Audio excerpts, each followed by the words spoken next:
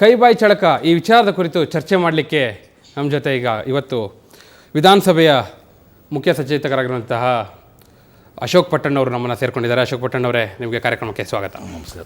ಇನ್ನು ಕೆಲವೇ ಹೊತ್ತಿನಲ್ಲಿ BJP ಮುಖಂಡರು ಮಾಜಿ ಸಚಿವರಾಗಿರುವಂಥ ರೇಣುಕಾಚಾರ್ಯ ಕೂಡ ನಮ್ಮನ್ನು ಸೇರಿಕೊಳ್ಳೋರಿದ್ದಾರೆ. ನಾನು ಮೊದಲಿಗೆ ಅಶೋಕ್ ಪಟ್ಟಣ್ಣವ್ರ ಮೂಲಕ ಚರ್ಚೆಯನ್ನು ಆರಂಭಿಸಲಿಕ್ಕೆ ಇಷ್ಟಪಡ್ತೇನೆ. ಅದಕ್ಕೂ ಮೊದಲು ಅಶೋಕ್ ಪಟ್ಟಣ್ಣವರೇ, ನಿಮ್ಮದೇ ನಾಯಕರು ಆಡಿರುವಂಥ ಕೆಲವು ಮಾತುಗಳನ್ನ ನಿಮಗೆ ತೋರಿಸ್ಬೇಕು. ನಾನು ನಿಮ್ಮ ಜೊತೆ ಚರ್ಚೆಯನ್ನು ಆರಂಭ ಮಾಡೋಕ್ಕೂ ಮೊದಲು ನೀವು ಅದನ್ನು ನೋಡಿಕೊಂಡ್ರೆ ಬಹುಶಃ ನಿಮಗೂ ಕೂಡ ಸಂಬಂಧಪಟ್ಟದ್ದು ಅಂದರೆ ನಿಮ್ಮಂಥ ಆಕಾಂಕ್ಷಿಗಳಿಗೆ, ಸಚಿವ ಸ್ಥಾನದ ಆಕಾಂಕ್ಷಿಗಳಿಗೆ ಸಂಬಂಧಪಟ್ಟದ್ದು ಅನ್ನುವಂಥದ್ದು. ಮುಖ್ಯಮಂತ್ರಿ ಸಿದ್ದರಾಮಯ್ಯ ಹಾಗೂ ದಿಗ್ವಿಜಯ್ ಸಿಂಗ್ ಅವರು ಯಾವ ರೀತಿ ಈ ಸಚಿವ ಸಂಪುಟ ವಿಸ್ತರಣೆ ವಿಚಾರವಾಗಿ ನಿರ್ಧಾರ ಯಾರು ಕೈಗೊಳ್ತಾರೆ ಅನ್ನೋ ವಿಚಾರವಾಗಿ ಇವತ್ತು ಏನು ಹೇಳಿದ್ದಾರೆ ನೋಡ್ಕೊಂಡು ಬರೋಣ. ಹೈಕಮಾಂಡ್ ಮಧ್ಯೆ ಪ್ರವೇಶ ಮಾಡಿದವರು ಕೂಡ ಹೈಕಮಾಂಡ್ ಜೊತೆ ಚರ್ಚೆ ಮಾಡೇ ಮಾಡೋದು ನಾವು. ಆದರೂ ಕೂಡ ವಿತೌಟ್ ಕನ್ಸಲ್ಟಿಂಗ್ ದಿ ಹೈಕಮಾಂಡ್ ಯಾರೂ ಮಾಡೋಕ್ಕೆ ಹೋಗಲ್ಲ. ನಾನು ಹೈಕಮಾಂಡ್ ಅವ್ರ ಜೊತೆ ಬಟ್ ಆದರೂ ಮಾತಾಡ್ತೀನಿ. ಆಮೇಲೆ ಮೇಡಮ್ ಜೊತೆ ಮಾತಾಡಿ ಆಮೇಲೆ Cabinet expansion is the right of the Chief Minister when the AICC doesn't interfere. What about DCM post, sir? What about DCM post? When I told you that is the prerogative of the Chief Minister.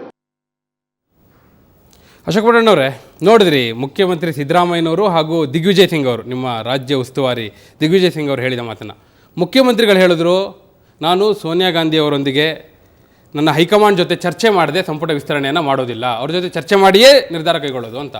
ಆ ಕಡೆ ದಿಗ್ವಿಜಯ್ ಸಿಂಗ್ ಅವರು ಹೇಳಿದ್ರು, ಅದು ಮುಖ್ಯಮಂತ್ರಿಗಳ ಪರಮಾಧಿಕಾರ ಅಂತ. ಅವ್ರು ಹೇಳ್ತಾರೆ ಸಿದ್ದರಾಮಯ್ಯ ಅಂತ, ಸಿದ್ದರಾಮಯ್ಯನವ್ರು ಹೇಳ್ತಾರೆ ಹೈಕಮಾಂಡ್ ಅಂತ. ನಿಮ್ಮ ಪರಿಸ್ಥಿತಿ ಏನು ಅಂತ. ಅವರು ಒಂದು ತೀರ್ಮಾನ ಹೇಳಲ್ಲ, ಇವರು ತೀರ್ಮಾನ ಹೇಳಲ್ಲ, ನೀವು ಮಾತ್ರ ಕನ್ಫ್ಯೂಷನಲ್ಲಿ ಕಕ್ಕಾಬಿಕ್ಕಿಯಾಗಿ ಕೂತಿರ್ಲೇಬೇಕು ಹೀಗೆ ಅಂತ. ಹಾಗೇನಿಲ್ಲ, ಮೊದಲಿಂದ ನಮ್ಮ ಕಾಂಗ್ರೆಸ್ ಸಂಸ್ಕೃತಿ ಪದ್ಧತಿ ಏನಂತಂದರೆ ಹೈಕಮಾಂಡ್ ಕನ್ಸಲ್ಟ್ ಮಾಡೇ ಮಾಡ್ತಾರೆ. ಯಾರೇ ಮುಖ್ಯಮಂತ್ರಿಗಳಾದರೂ ಕೂಡ ಅವ್ರು ಹೈಕಮಾಂಡ್ ಪ್ರಧಾನ ಕಾರ್ಯದರ್ಶಿಗಳಾಗಿರ್ತಕ್ಕಂಥ ದಿಗ್ವಿಜಯ್ ಸಿಂಗ್ ಅವರು ಕೂಡ ಅವ್ರು ಹೇಳಿದ್ದು ಕರೆಕ್ಟ್. ಯಾಕಂದರೆ ಪರಮಾವಧಿ ನಮ್ಮ ಮುಖ್ಯಮಂತ್ರಿಗಳು ಕೊಟ್ಟಿರೋದು ನಿಜ. ಆದರೂ ಕೂಡ ಒಂದು ಕಂಟ್ರೀಸಿಂದ ಒಂದು ಜನರಲ್ಲಾಗಿ ಮಾತಾಡ್ಕೊಂಡು ಅವ್ರ ಹತ್ರ ಡಿಸ್ಕಸ್ ಮಾಡ್ಕೊಂಡೇ ಮಾಡೋದು ಒಂದು ಪದ್ಧತಿ. ಇವ್ರು ಹೇಳಿದ್ದೇ ಮಾಡ್ತಾರೆ. ಇವ್ರು ಮುಖ್ಯಮಂತ್ರಿಗಳಿಗೆ ಏನೋ ಅವ್ರ ಸಜೆಷನ್ ಮಾಡ್ತಾರೋ, ಅವ್ರದ್ದು ಯಾವ ಥರ ಫಾರ್ಮ್ನ ಇಟ್ಕೊಂಡು ಮಾಡ್ತಾರೋ ಅದ್ರ ಥರನೇ ಮಾಡ್ತಾರೆ. ಆದ್ರೂ ಒಂದು ಕಿವಿ ಮಾತು ಹಾಕಬೇಕಲ್ಲ, ಹೈಕಮಾಂಡ್ ಅವ್ರಿಗೆ ಹೇಳಿ ಅವ್ರಿಗೆ ಪರ್ಮಿಷನ್ ತೊಗೊಂಡು, ಪರ್ಮಿಷನ್ ಅಂದರೆ ಒಂದು ಸಂಕ್ಷಿಪ್ತವಾಗಿ ಚರ್ಚೆ ಮಾಡಿ ಮಾಡೋದು ಮೊದಲಿಂದ ಪದ್ಧತಿ. ಪರ್ಮಿಷನ್ ತಗೋತಾರೋ, ಚರ್ಚೆ ಮಾಡ್ತಾರೋ, ಒಟ್ಟಾರೆ ನನಗನ್ಸೋ ಪ್ರಕಾರ ಅವರು ಒಂದಂತೂ ಮಾಡ್ತಾ ಇದ್ದಾರೆ. ನಿಮ್ಮನ್ನು ಏನು ಅತೃಪ್ತರು ಅಂತ ಇದ್ದೀರಿ, ಸಚಿವಾಕಾಂಕ್ಷಿಗಳಿದ್ದೀರಿ, ಅವ್ರನ್ನ ಸಮಾಧಾನ ಮಾಡಲಿಕ್ಕೆ ಸಿದ್ದರಾಮಯ್ಯನವ್ರು ಅವ್ರ ಕಡೆ ಕೈ ತೋರಿಸೋದು, ಹೈಕಮಾಂಡ್ ಸಿದ್ದರಾಮಯ್ಯವ್ರ ಕಡೆ ಕೈ ತೋರಿಸೋದು, ಹಿಂಗೆ ತಳ್ಕೊಂತ ಹೋಗೋದು. ಇಲ್ಲ, ಹಂಗೇನಿಲ್ಲ. ಅಂಥದ್ದು ಸಂದರ್ಭ ಏನು ಬೀಳುವುದಿಲ್ಲ. ಈಗ 4 ಸ್ಥಾನ ಖಾಲಿ ಇದೆ. ಮುಖ್ಯಮಂತ್ರಿಗಳು ಕೆಲವು ಶಾಸಕರುಗಳು ಕೆಲವ್ರನ್ನೆಲ್ಲ ಕೈ ಬಿಡಬೇಕು ಅಂತಂದರೆ ತಮಗೆ ಅವಕಾಶ ಸಿಗುತ್ತೆ ಅಂಥೇಳಿ ಅವ್ರನ್ನೆಲ್ಲ ಕೈ ಬಿಟ್ಟರೆ ರೀಶಫಲ್ ಮಾಡಿದ್ರೆ ಜಾಸ್ತಿ ಜನಕ್ಕೆ ಅಕಾಮಿಡೇಟ್ ಮಾಡ್ಬೋದು ಅಂತ ಅವ್ರ ದೃಷ್ಟಿ ಇಟ್ಕೊಂಡು ಕೆಲವು ನಮ್ಮ ಸ್ನೇಹಿತರು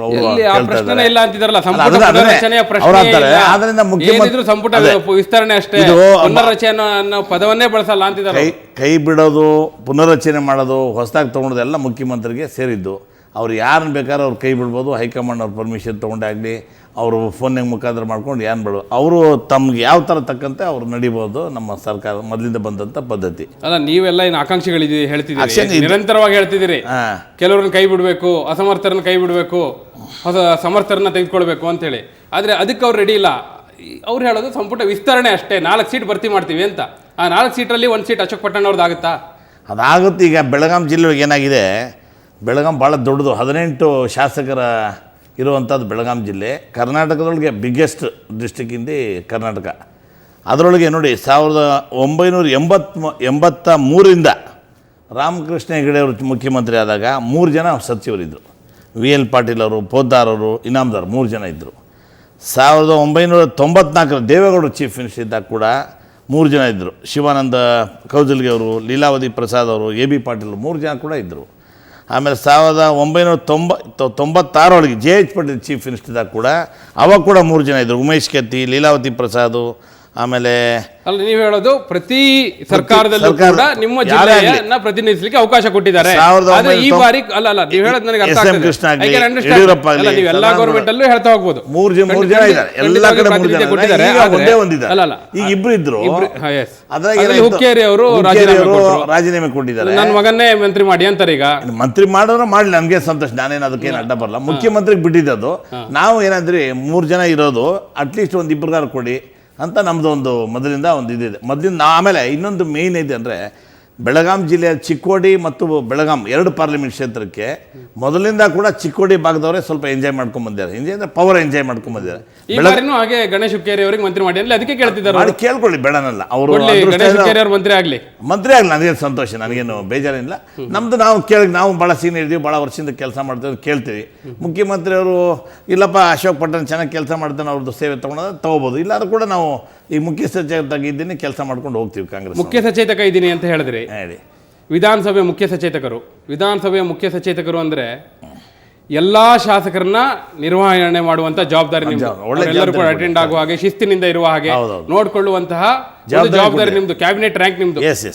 ಅಂತಹ ಅಶೋಕ್ ಪಟ್ಟಣ್ ಅವರು ಇವತ್ತು ನಿಮ್ಮ ಬೆಂಬಲಿಗರನ್ನ ಕರ್ಕೊಂಡು ಈ ದಿಗ್ವಿಜಯ್ ಸಿಂಗ್ ಅವ್ರ ಹತ್ರ ಹೋಗ್ತೀರಿ, ಕುಮಾರ್ ಕೃಪಾ ಗೆಸ್ಟ್ ಹೌಸಿಗೆ ಹೋಗ್ತೀರಿ, ಅಲ್ಲಿ ನಿಮ್ಮ ಬೆಂಬಲಿಗರು ಪ್ರತಿಭಟನೆ ಮಾಡ್ತಾರೆ, ಕಾಂಗ್ರೆಸ್ ಕಾರ್ಯಕರ್ತರು ಮುತ್ತಿಗೆ ಹಾಕ್ತಾರೆ. ವಿಜುವಲ್ಸ್ ಅಲ್ಲಿ ನೀವು ನೋಡ್ತಾ ಇದ್ದೀರಿ, ನೀವು ನಿಂತಿದ್ದೀರಿ. ಶಿಸ್ತನ್ನ ಬೋಧನೆ ಮಾಡುವ ಅಶೋಕ್ ಪಟ್ಟಣ್ ಅವರೇ ಈ ರೀತಿ ಕಾರ್ಯಕರ್ತರನ್ನ ಕರ್ಕೊಂಡು ಹೋಗಿ ಸಚಿವ ಮಾಡಿ ಅಂತ ಹೇಳಿ ಅಲ್ಲ ವಿಜುವಲ್ಸ್ ಅಲ್ಲಿ ಎಲ್ಲೋ ನಿಮ್ಮ ಬೆಂಬಲಿಗರಿದ್ರು, ಅವರೆಲ್ಲರೂ ಕೂಡ ದಿಗ್ವಿಜಯ್ ಸಿಂಗ್ ಅವರಿಗೆ ಮುತ್ತಿಗೆ ಹಾಕಿದ್ರು, ಪ್ಲಕಾರ್ಡ್ ಇಟ್ಕೊಂಡು ತೋರಿಸ್ತಾ ಇದ್ರು ಅಶೋಕ್ ಪಟ್ಟಣ್ ಅವ್ರ ಮಿನಿಸ್ಟರ್ ಮಾಡಿ. ಶಿಸ್ತ ಅದು ಬಿಜೆಪಿ ಗೌರ್ಮೆಂಟ್ ಇದ್ದಾಗ ಎಷ್ಟರ ಮಟ್ಟಿಗೆ ನೀವು ಅಟ್ಯಾಕ್ ಮಾಡ್ತಾ ಇದ್ರಿ? ಅವ್ರ ಅಶಿಸ್ತನ್ನ ಮಾಡ್ತಾ ಇದ್ರ ಇಲ್ಲ? ಮಾಡ್ತಿದ್ರೆ ಇಲ್ವಾ? ಪ್ಲೇ ಕಾರ್ಡ್ ತೋರಿಸಬೇಕಾದ್ರು ನಿಮಿಷ ಪ್ಲೇ ಕಾರ್ಡ್ ತೋರಿಸಿದ್ ಯಾಕೆಂದ್ರೆ ಬೇರೆ ಬೇರೆ ಜಿಲ್ಲೆಯಿಂದ ಬೇಕಾದಷ್ಟು ಜನ ಬಂದಿದ್ರು. ಎಲ್ಲರದು ಅಶಿಸ್ತೆ, ಎಲ್ಲರೂ ಐಡೆಂಟಿಫಿಕೇಶನ್ ಮಾಡಕ್ಕೋಸ್ಕರ ಪ್ಲೇ ಕಾರ್ಡ್ ಇಟ್ಕೊಂಡಿದ್ದೆ ಅಷ್ಟೇ, ಬೇರೆ ಏನಿಲ್ಲ. ಬೇರೆ ಅಂದ್ರೆ ಬೇರೆ ಬೇರೆ ಜಿಲ್ಲೆಯಿಂದ ಎಲ್ಲ ಏನ್ ಬರ್ತಾ ಇದಾರಲ್ಲ ಅವರಷ್ಟೇ ಅಲ್ಲ, ನೀವಷ್ಟೇ ಅಲ್ಲ, ಈಶ್ವರ್ ಖಂಡ್ರೆ ಅವರು 6 ಬಸ್ ಜನರನ್ನ ಕರ್ಕೊಂಡ್ ಬಂದಿದ್ರು. ಈಶ್ವರ್ ಖಂಡ್ರೆ ಅವರು ಬಂದಿದ್ರು, ಆಮೇಲೆ ರಾಜಶೇಖರ್ ಪಾಟೀಲ್ ಬಂದಿದ್ರು. ಅದಕ್ಕೆಲ್ಲ ಮಿಕ್ಸ್ ಆಗೋದು ಬೇಡ, ನಮ್ದೇ ಸಪರೇಟ್ ಐಡೆಂಟಿಟಿ ಅಂತ ಮಾಡಿದ್ದಾರೆ. ಅಲ್ಲ, ಬಿಜೆಪಿ ಸರ್ಕಾರಕ್ಕೆ ಬುದ್ಧಿ ಹೇಳ್ತಿದ್ದವ್ರು ನೀವು. ರೆಸಾರ್ಟ್ ರಾಜಕೀಯ ಮಾಡ್ತಾರೆ, ರೆಸಾರ್ಟಿಗೆ ಹೋಗ್ತಾರೆ, ಪ್ರತಿಭಟನೆ ಮಾಡ್ತಾರೆ, ಹೈಕಮಾಂಡ್ ಅವ್ರು ಬಂದ್ರೆ ಮುತ್ತಿಗೆ ಹಾಕ್ತಾರೆ ಅಂತ ನೀವೇನ್ ಮಾಡ್ತಾ ಇದೀರಿ ಸರ್?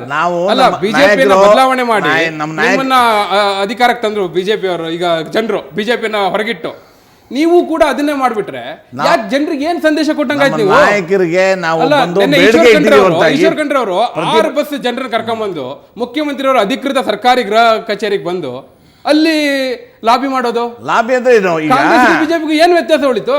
ಬಿಜೆಪಿ ಅವ್ರದ್ದು ಅದೇ ಹಣೆ ಬರ, ಕಾಂಗ್ರೆಸ್ ಅವ್ರದ್ದು ಅದೇ ಹಣೆ ಬರ, ಅದೇ ಸಂದೇಶ ಕೊಡ್ತಾ ಇದೀರಿ ನೀವು. ಇಲ್ಲ, ಅದಕ್ಕೂ ಇದಕ್ಕೂ ಬಹಳ ಡಿಫ್ರೆನ್ಸ್ ಇದೆ. ನೀವು ದಯವಿಟ್ಟು ಅದನ್ನ ಮರ್ಜ್ ಮಾಡಕ್ ಹೋಗ್ಬಿಡಿ. ಅದಕ್ಕೂ ಆ ಇಶ್ಯೂನೇ ಬೇರೆ, ಈ ಇಶ್ಯೂ ಬೇರೆ.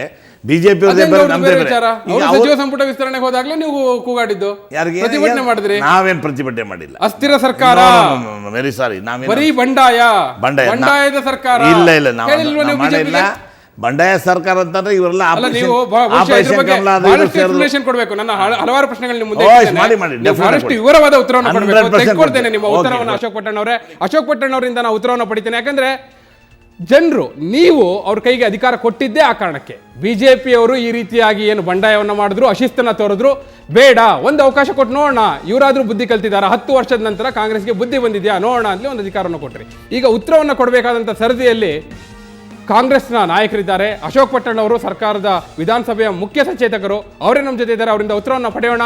ಬ್ರೇಕ್ನ ನಂತರ ನನ್ನ ಜೊತೆ ಮಾಜಿ ಸಚಿವ ಬಿಜೆಪಿ ಮುಖಂಡ ರೇಣುಕಾಚಾರ್ಯ ಅವರು ಕೂಡ ಜಾಯ್ನ್ ಆಗ್ತಾರೆ. ಅವ್ರ ಜೊತೆ ಕೂಡ ಚರ್ಚೆ ಮಾಡ್ತೀನಿ. ಈಗ ಒಂದು ಸಣ್ಣ ಬ್ರೇಕ್.